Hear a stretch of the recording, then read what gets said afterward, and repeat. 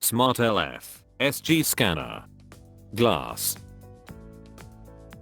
Tools required while working on the scanner. See the service manual for more information. Press the latches at either end of the lid assembly and let the lid open. Using a small flat screwdriver, carefully lift the end of the glass enough to get your fingers underneath. Then with both hands, lift the glass out of the scanner. Before refitting the glass, use a soft lint-free cloth to clean both sides. Making sure the edge with the deepest chamfer is towards the front, refit the glass.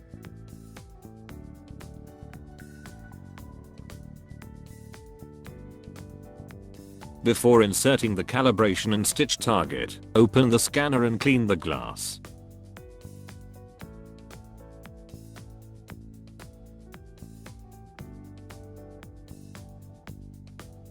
Insert the target with the black arrow face up and insert it first. To calibrate, open Utilities. Click Calibrate and OK. Allow the process to run.